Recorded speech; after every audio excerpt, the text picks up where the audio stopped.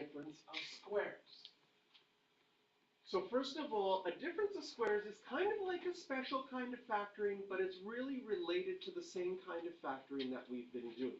If you have a squared minus b squared, you first recognize that it's a difference of squares because you have the difference or subtract sign in between, and you have something squared minus something else squared. And it always factors to be both of those things square rooted 1 plus 1 minus. In other words, those are conjugates of each other. And if you would do a quick check, this actually is the first terms multiplied together, a times a.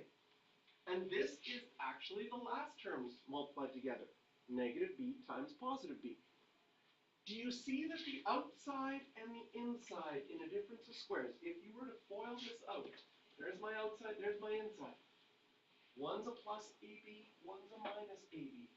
Difference of squares, this will always happen, that the outside and the inside cancel out. But because it looks different, we sort of develop a sort of specialized shortcut way of factoring by just recognizing it first as a difference of squares and then being able to factor it right after that. So in part B, I have a difference of two things. Is the first thing squared? Yes. Is the second thing squared? Yes. So I can already, I'm going to put big brackets here, set it up with one positive and one negative. What's the first one that's squared is 3x plus 4. So I'll do a little, put that in a little set of brackets, 3x plus 4 and 3x plus 4. What's my last one squared is 2y minus 1. Put that in a little bracket, 2y minus 1 and 2y minus 1.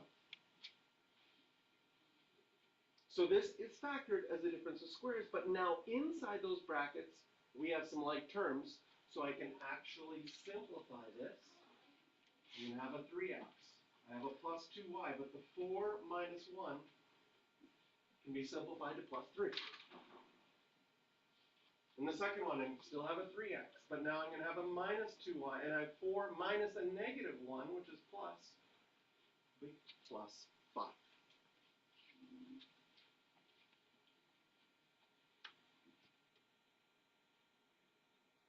Now, a difference of squares only works as a shortcut if it's something squared minus something else squared.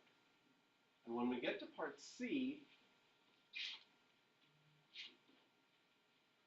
this is squared, but the numbers in front, the 27 and the 775, those aren't perfect square numbers. Like 75 is not 8 times 8, it's not 9 times 9, it's kind of in between. So we can't factor it yet. However, this is one term, this is a second term. You see in the purple and the orange, they do have something in common. There's a number you can pull out of the 27 that you can also pull out of the 75. What number, what's the biggest number that divides both 27 and 75? 3. It's not a very big number, but it is the biggest number you can divide both of them is 3. So what I'm going to do is I'm going to pull out that 3, and I'm going to big set of square brackets here and say what is left if I pull out the 3. I would have 9 and then 2x minus 3 squared minus, and pull out 3 out of 75, 25 y minus 4 squared.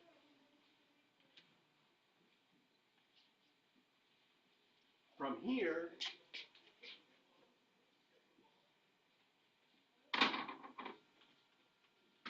now do you notice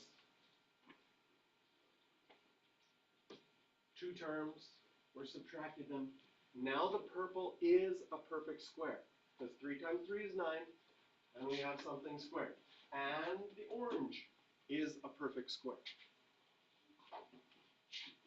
So I can, again, big brackets for factoring here. One's going to be plus, and one is going to be minus. For the purple one, I would have 3. When I square root that, I'd have 3 times 2x minus 3.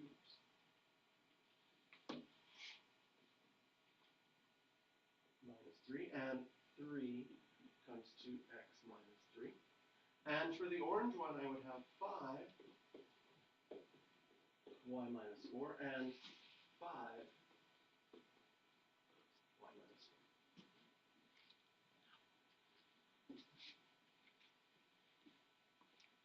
Right? So here's the purple. There's the orange. This was the original orange and the original purple. And they're both squared perfectly. So we have our difference of squares. Can we simplify this? Well, I'm going to have 6x and 5y. For my numbers, I have a minus 9 and a minus 20. Put together, that'll be minus 29. For the second one, I got 6x again. This time I'm going to have a negative 5y. I have a negative 3, and then a plus 20 will give me plus 11.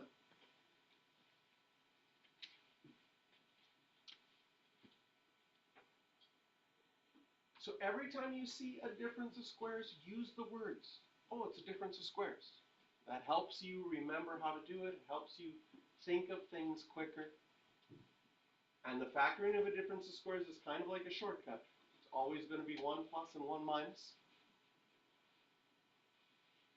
And there are questions for practice. Circle 12, 13, and 14.